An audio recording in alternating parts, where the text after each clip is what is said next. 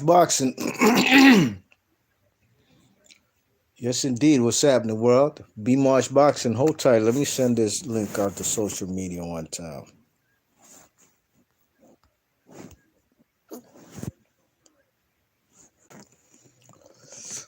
Yes, indeed. Senpai Five, or however he calls himself. Jamal Herring from Cincinnati, Ohio. He defends his WBO title against Carl Frampton. This is a 130-pound super featherweight.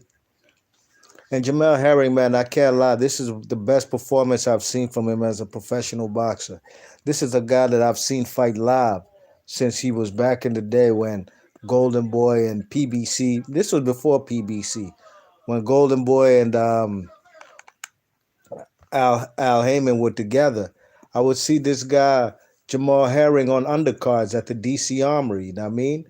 And the guy was, of course, was always brought out with his Marine Corps, had a military background. Well, this was the best I've ever seen him look, man. He fought a very composed fight, dictated the pace from range with that long jab being the southpaw, keeping this guy at bay. Let's hear what Carl Frampton got to say.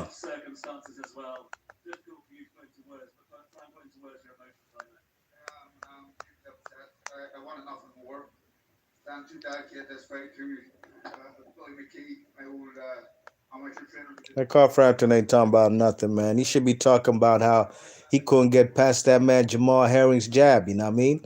It got to the point where Jamal Herring was dominating the first two rounds, just keeping a nice distance with the jab, throwing the left hand straight punches, not really hooking with the hooker, and keeping this guy at bay. Then from round three, the man Carl Frampton started now taking chances, taking risks in there, using a little head movement to get on the inside, was trying to throw them hooks, was landing some, but not enough to win round three. But I did think he won round four, where he had the man Jamal Herring. Actually, after round three, Jamal Herring had a cut, I believe, above his left eye. So this was looking like the Quendo fight all over again. Now, the man Carl Frampton started to pick up the pace in round four when he closed the distance and was keeping this guy on the back foot going backwards and just throwing all kind of punches and bunches. His punch output was weighing more than the man Jamal Herring's in round four. He was landing more cleaner shots. That's why I gave him round four. But round five was where the beginning of the end started. And it started with this man Carl Frampton having success from round four, coming into round five, still applying pressure. Looks like the man Jamal Herring is wilting under pressure, withering like a flower in the winter, you know what I mean? But before you know it, the man called Frampton, man, walked into a straight left hand. Straight left hand, the man just had to extend his reach like Dal Sim from Street Fighter, put the man on the canvas. Boom. Around the man called Frampton was winning, in my opinion.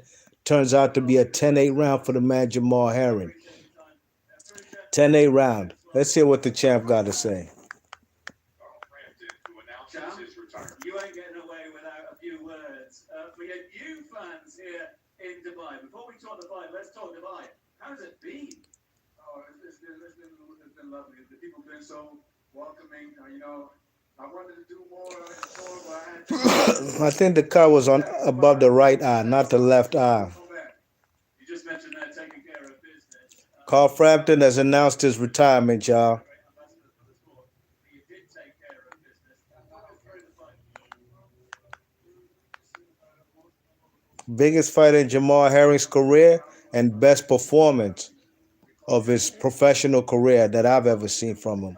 I thought how he handled the kid Lamar Roach, giving Lamar Roach, the younger, quicker, faster boxer, a boxing lesson was pretty impressive.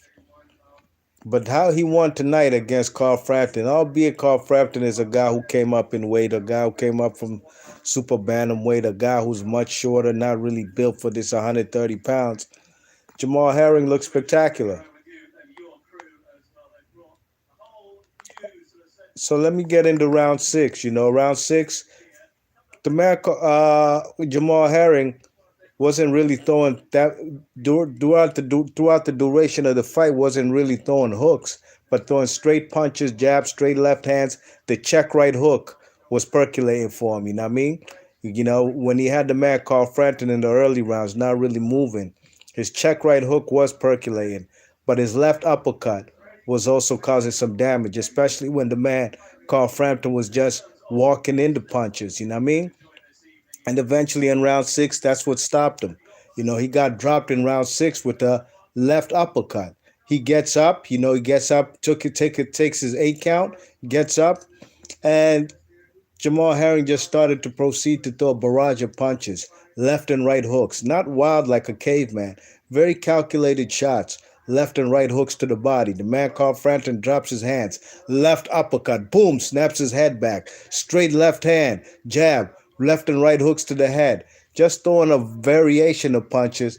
His corner throws in the towel, and it's a wrap. Carl Frampton gets beat up, stopped in the sixth round by Jamal Herring, who retains his WBO 130-pound title.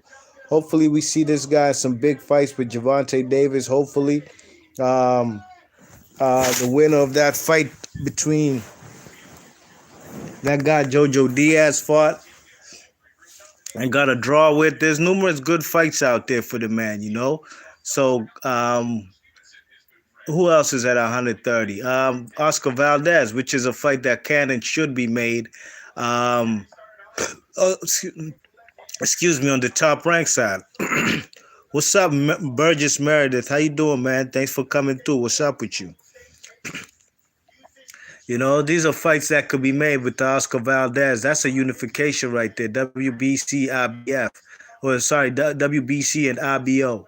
The WBA belt's held by the man Tank Davis. So time shall tell, but great performance from the man Jamal Herring, who gets the stoppage.